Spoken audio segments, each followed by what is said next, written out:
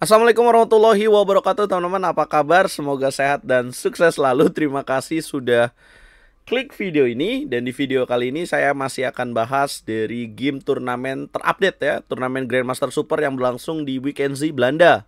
Ini ada turnamen Tata Steel teman-teman, yang diikuti oleh 14 pemain catur top dunia. Tapi tidak ada Magnus di sini ya. Ada 5 pecatur India, Arjuna Regaisi, ada Pragnananda, Gukes, Hari Krishna Pentala, dan Leon Luk Mendoka.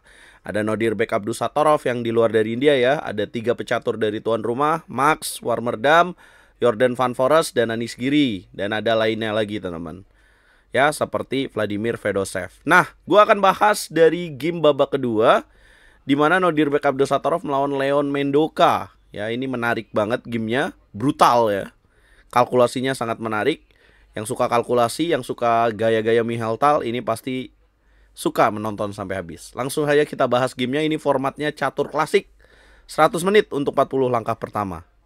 Dan ada tambahan 50 menit setelah langkah ke-40. Dimulai dengan langkah E4, kemudian dijawab pembukaan Prancis, E6, kemudian D4, D5, variasi advance dengan pilihan E5, hitam C5. Nah, kalau variasi advance gini, memang serangannya ya bagi pemain hitam, counternya adalah di petak center D4 ini nih teman-teman.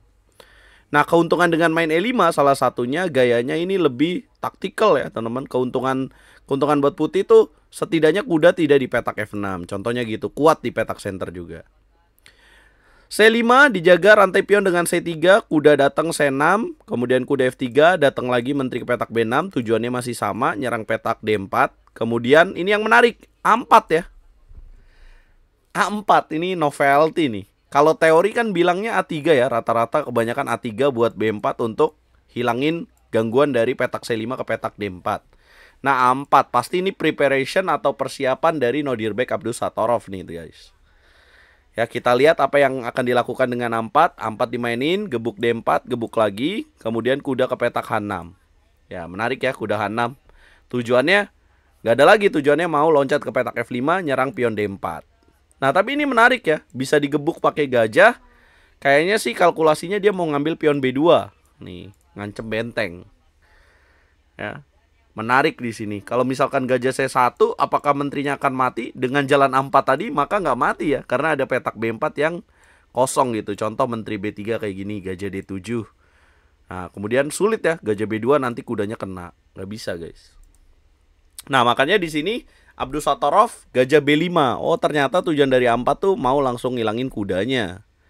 Gajah B5, kuda ke petak F5, kuda C3, kemudian gajah D7. Nggak bisa dimakan ya, D4-nya rugi.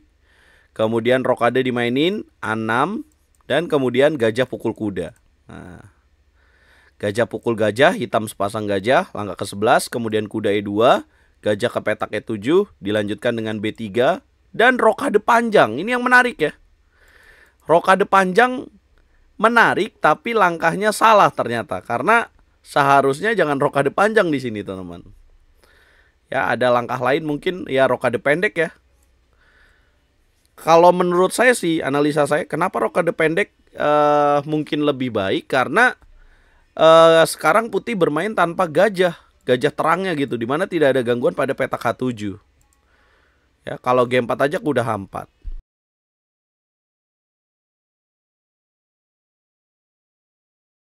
Ya, jadi ya nggak tahu ya apa pilihan dari rokade panjang, tapi rokade panjang juga menarik. Tujuannya mungkin mau G5 G4 gini main brutal. Ya, rokade panjang dilakukan, gajah ke petak D2, kemudian raja ke petak B8. Kita lanjutkan gamenya. Kemudian coba tebak apa langkah serangan yang akan dilakukan oleh Nodirbek. Nih, menuju middle game. Kita latihan middle game dulu guys. Nodirbek mainkan langkah menarik, sacrifice pion dengan B4. Boom. Kalau dimakan, maka tujuannya untuk A5, ancam menteri, menteri naik ke petak B5, benteng B1 langsung kena pin. Kalah, maka nggak bisa dimakan pionnya. Poison pawn. B4 benteng ke petak C8, dilanjutkan dengan benteng B1. Ya, pilihan lainnya adalah G4 dulu ya. G4 makan-makan baru B5. Ya, tidak dipilih ya. Benteng ke petak B1. Jadi kalau G4 gimana tuh? Tujuannya begini nih. Makan lagi. Kemudian B5 apabila dimakan. Kemudian gajah ke petak B4. Jadi jalur A-nya terbuka dan kemudian penempatan gajah di petak D6 memaksa raja di petak A8. Ini bahaya banget buat hitam. Ya, let's say seperti ini. Nah, ini bisa kuda C3 ya. Langsung ada ancaman checkmate. Ya, Grandmaster juga manusia boy, bukan nabi boy. Ya, jadi bisa salah juga. Jadi tidak akurat gitu. Benteng B1, kemudian gajah ke petak D7. Jadi kita dapat pelajaran lah. So next time, kalau kita mau ngikutin gayanya Nodirbek Abdusattorov, bisa mainin langkah B5 ya untuk pembedanya. Ya, kemudian baru B5 dimainkan oleh Abdusattorov, makan pion B5 ya. Jelas merupakan sebuah kesalahan, jelas dia pengen bongkar. Kenapa tidak ditutup aja ya dengan A5? A5 jelas lebih baik. Ini malah dimakan. Ya udah dimakan lagi, terbukalah jalur A ya.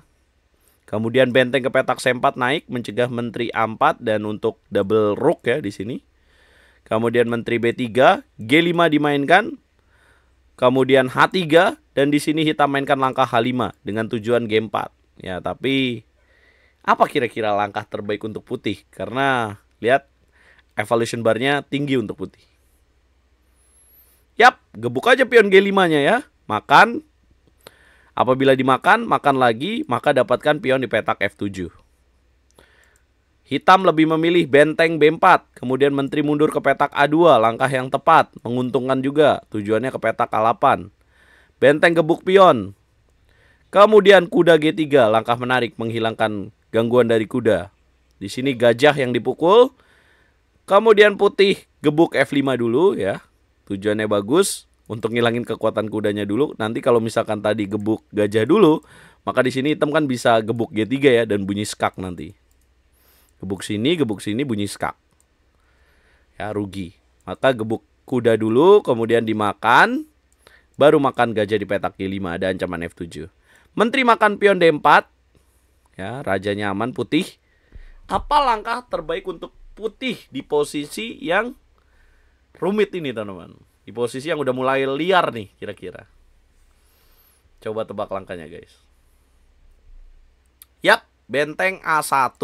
Tujuannya menteri ke petak A8 dapat benteng. Kalau menteri makan pion jelas gampang banget ya, kena fork dengan kuda makan F7. Raja takut, raja keluar ke petak C7, gebuk pion F7, benteng ke petak G8. Kemudian kuda ke petak D6 ancam benteng, benteng ke petak B4, skak dilakukan. Menteri ke petak B6 ya. Menteri ngambil pion D5. Ada yang tahu apa yang akan terjadi apabila B6 dimainkan? Yap, betul. Menteri ke petak A7 skak, raja ke petak D8 dan akan terus dikejar dengan menteri A8, raja E7 dan kena benteng di sini. Ya, maka di sini menteri ke petak B6. Apabila benteng B6, apa yang akan terjadi, guys? Yes, betul banget. Benteng skak apabila ditutup gajah ke petak C6. Kuda ke petak P5. Boom. Gak bisa dimakan pakai benteng, pin, gajah juga gak bisa makan. Kalau misalkan rajanya mundur, checkmate A8. Raja ke petak D8 juga dikejar lagi, dapat benteng. Jadi gak bisa. Yap, menteri ke petak B6 memang harus dilakukan. Kemudian menteri D5, hitam benteng ke petak D8. Temukan langkah pamungkas yang dimainkan di langkah ke-31. Ini karena pressure time juga ya, Leon Mendoka. Jadi belum 40 menit, waktunya tinggal 32 detik. Apa jawaban terbaik putih, teman-teman? Yes, kuda ke petak C4, mengancam menteri. Apabila game dilanjutkan, let's say di sini menteri ke petak B5, maka menteri D6, raja C8, checkmate 2 langkah. Apabila menteri ke petak C6, maka jawabannya menteri ke petak A5, skak dan dapatkan benteng. Ya, apabila benteng B6 gampang banget, tinggal benteng FC1. Ya, apabila digebuk ya udah enak banget gebuk. Apabila raja ke petak B8 aman memang, tapi secara perwira ya udah kalah lah begini. Tinggal benteng FD1, lakukan pin, sederhanakan, menang. Apalagi ada pion bebas. Penampilan luar biasa Nodirbek Abdusattorov, kandidat juara juga ya dari 2 game ini. Babak pertama melawan Pragnananda, gamenya bagus juga, saya nggak bisa menang. Ya, tapi game kedua menunjukkan akurasi yang luar biasa 93,4%, hitam 84%. Kayaknya si Leon ini masih belum bisa move on dari partai kemenangan dia ya, yang kemarin melawan Vincent Keimer. Sayang lepas akhirnya jadi kalah, blunder. Nah, Nodirbek Abdusattorov kembali ke performa terbaiknya. Kita akan lihat siapa yang akan jadi juara karena ini formatnya ketemu semua. 14 pemain, jadi total ada 13 babak. Siapa yang akan jadi juara menurut prediksi kalian, guys? Nah, nanti babak ketiga akan ada pertemuan Pragnananda Arjun Erigaisi, Leon Mendoka ketemu Hari Krishna Pentala, Nodirbek ketemu tuan rumah Max Vormerda, menang nih Nodirbek nih. Vincent Keimer ketemu Weyi, Sarana Alexi Jordan Van Forest, Gukes bertemu dengan Caruana, Anish Giri bertemu dengan Vladimir Fedosev.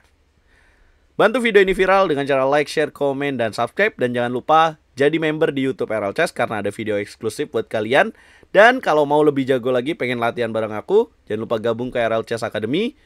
Lihat brosurnya di Instagram aku, Rurep26. Deskripsinya ada di detail aku, guys. Kita ketemu di video berikutnya dan nonton live-nya jam 9 malam waktu Indonesia Barat, teman-teman. Nanti malam, guys.